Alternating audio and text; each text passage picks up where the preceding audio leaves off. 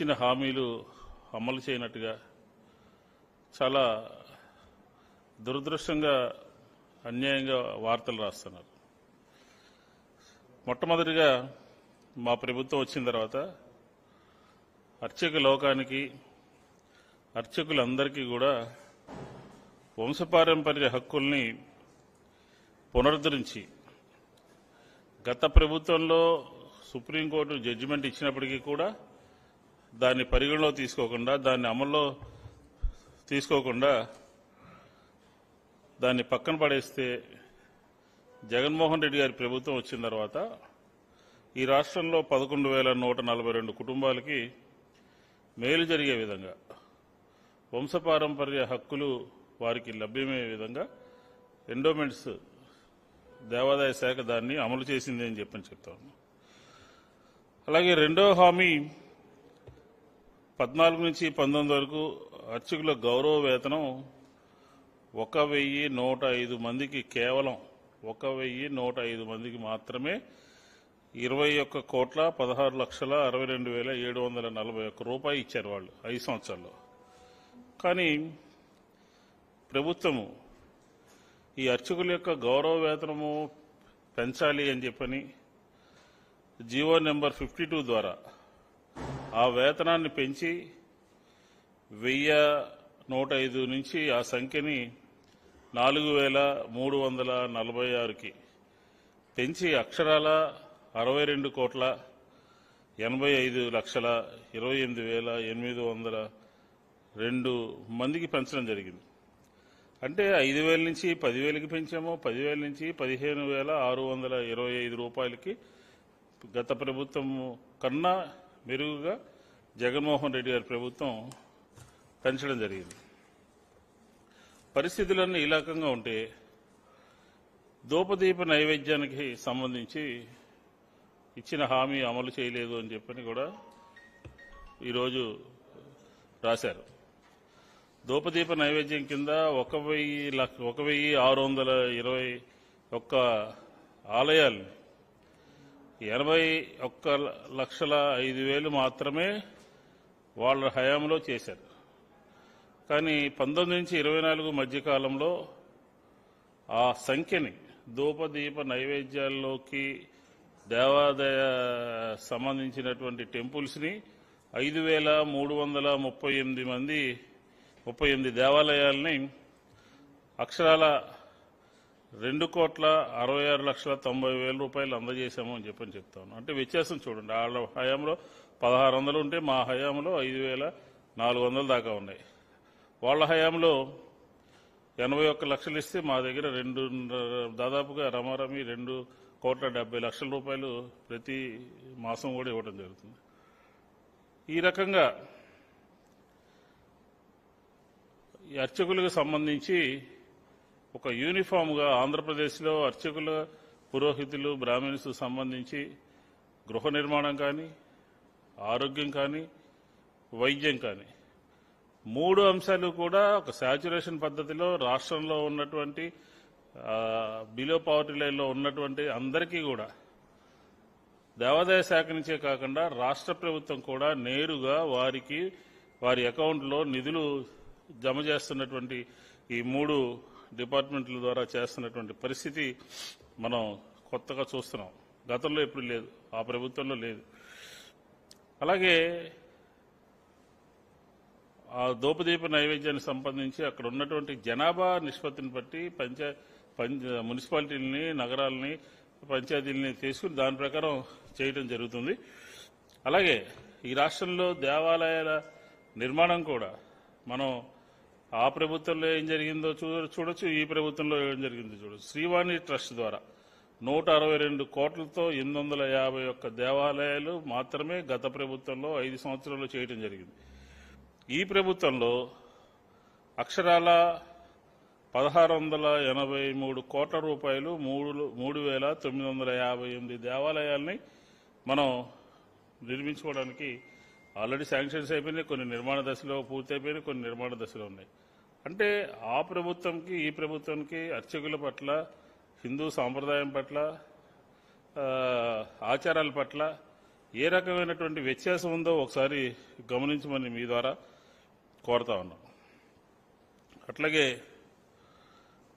Corona విపత్తు వచ్చినప్పుడు ఈ రాష్ట్రంలో దేవాలయాలన్నీ కూడా మూసివేసినటువంటి సందర్భంలో దేవాదాయ ధర్మాదాయ శాఖ ద్వారా 31,000 మంది అర్చకులకి కరోనా సందర్భంలో కొంత టైం ఇచ్చి మీరందరూ కూడా ఆన్లైన్లో అప్లై చేసుకుంటే రాష్ట్ర ప్రభుత్వం సహాయంగా ఉంటుందని చెప్పని ఈ 31,017 మందికి 5,000 రూపాయల చొప్పున 15,50,85,00,000 రూపాయలని మనం నేరుగా వారి అకౌంట్లో వేసి ప్రభుత్వం ఎప్పుడు కూడా ఇలాంటి సందర్భంలో ఎప్పుడు కూడా ఏ ప్రభుత్వం కూడా చేయలేదు.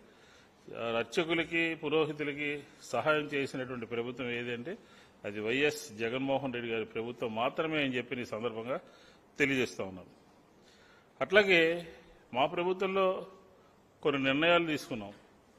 ఉదాహరణకి తిరుమల తిరుపతి దేవస్థానానికి సంబంధించి అక్కడ హిందూ ధర్మ వ్యాప్తి కోసం సంభావన దాదాపుగా 1,350 మంది క్రమపార్టీలకి ఘనపార్టీలకి 16,000 నుంచి 22,000 వరకు వేతనం పెంచారు. అలాగే 17,000 నుంచి 23,000కి వేతనం పెంచడం జరిగింది. దీంతోపాటు వృద్ధ పండితులకి 10 నుంచి 15,000కి, అలాగే వితంతువులకి 5,000 నుంచి 10,000, అలాగే ఆహితాగ్నికులకి 10 నుంచి 15,000కు పెంచడం జరిగింది. అంటే 10 సంవత్సరాల నుంచి ఈ రాష్ట్రంలో తిరుమల తిరుపతి దేవస్థానం వేదపారాయణకు సంబంధించినటువంటి సంభావనదారులకి గత ప్రభుత్వం ఏమాత్రం కూడా పట్టించుకోలేదు. నిధుల్ని నేరుగా 5 నుంచి 10, 10 నుంచి 15,000 వితంతువులకి ఇట్లాగా డబ్బులు ఆర్థికంగా పరిపుష్టి ఇచ్చినటువంటి ప్రభుత్వం ఏది అంటే అది జగన్మోహన్ రెడ్డి గారి ప్రభుత్వం అని చెప్తాం. అలాగే ఈ సందర్భంలో ఈ రాష్ట్రంలో ఉన్నటువంటి బ్రాహ్మణ సామాజిక వర్గం ఈ 5 సంవత్సరాల్లో 1,31,184 మందికి అక్షరాల 780 కోట్ల రూపాయలు, అక్షరాల 780 కోట్ల రూపాయలు. గత ప్రభుత్వంలో 50,000 మందికి 260 కోట్లు మాత్రమే 5 సంవత్సరాల్లో జరిగింది. కానీ ఈ 5 సంవత్సరాలు అలా కాదు. 1,31,184 మందికి 780 కోట్ల రూపాయలు అక్షరాల నేరుగా వారి అకౌంట్లో అమ్మఒడి కానీ, అలాగే ఫీజు రియంబర్స్మెంట్ కానీ, అలాగే అనేక రకాలైనటువంటి అన్ని నవరత్నాల్లో ఉన్నటువంటి అన్ని కార్యక్రమాల్ని వాళ్ళ అకౌంట్లో నిధులు జమ చేశాం. ఎందుకని ఈ మాట అంటున్నామంటే బ్రాహ్మణ్ కార్పొరేషన్ అదైపోయింది, బ్రాహ్మణ్ కార్పొరేషన్ ఇదైపోయింది. నిన్న ఒక టీవీలో ఏదేదో మాట్లాడుతూ ఉన్నారు. ఈరోజు ఆంధ్రప్రదేశ్లో హిందూ ధర్మాన్ని కాపాడి దేవాలయ వ్యవస్థని బ్రహ్మాండంగా నడిపిస్తున్నటువంటి ప్రభుత్వం ఏదంటే మాది అని చెప్పని గర్వంగా చెప్పగలం. ఎన్నికలు సమీపిస్తున్నటువంటి తరుణంలో కాకుండా ముందుగానే సంవత్సరం క్రితమే ఈ విజయవాడ నగరంలో ఇందిరాగాంధీ మున్సిపల్ స్టేడియంలో అష్టోత్తర శత కుండాత్మక చండీ రుద్ర రాజశ్యామల సుదర్శన సహిత శ్రీ లక్ష్మీ మహా యాగాన్ని ఏ ప్రభుత్వం కూడా చేయలేదు. మా ప్రభుత్వమే చేసింది. జగన్మోహన్ రెడ్డి గారు ముఖ్యమంత్రిగా ఉన్నటువంటి ప్రభుత్వమే 4.5 కోట్ల రూపాయలతో చేసి ఈ రాష్ట్రంలో ఉన్నటువంటి ప్రజలందరూ కూడా, ఈ రాష్ట్రంలో ఉన్నటువంటి అర్చక స్వాములందరూ కూడా, ఈ రాష్ట్రంలో ఉన్నటువంటి స్వామీజీలు అందరూ కూడా పాల్గొని ఈ రాష్ట్రానికి మంచి జరగాలి, సకాలంలో వర్షాలు పడాలి, పాడి పంటలు ఉండాలి, ప్రజలందరూ సుఖ సంతోషాలతో ఉండాలి అని కోరుకున్నటువంటి ప్రభుత్వం ఏది అంటే ఈ యాగం ద్వారా వైఎస్ఆర్ కాంగ్రెస్ పార్టీ ప్రభుత్వం అని చెప్తాం.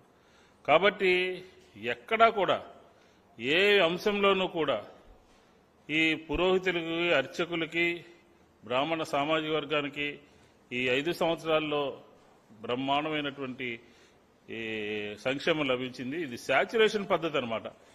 ఎవరైనా ఇంకా మాకు రాలేదు అని సచివాలయాల దగ్గరికి వెళ్ళినా, లేకపోతే వాలంటీర్ని కలిసినా, వాళ్ళకి ఇంకా రాబోయే రోజుల్లో ఆ సంఖ్య ఎంతవరకు రిస్ట్రిక్షన్ లేకుండా శాచ్యురేషన్ పద్ధతి ద్వారా అందరికీ అందించేటటువంటి ప్రభుత్వం ఏదంటే అది వైఎస్ఆర్ కాంగ్రెస్ పార్టీ ప్రభుత్వం.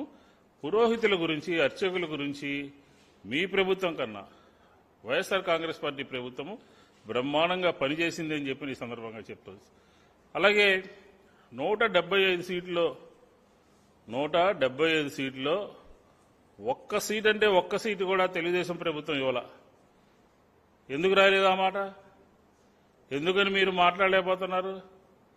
175 నియోజకవర్గాల్లో ఒక్క సీటు కూడా ఇవ్వలేనటువంటి పరిస్థితి తెలుగుదేశానికి ఎందుకు వచ్చింది అని చెప్పి ఈ సందర్భంగా అడుగుతా ఉన్నాను.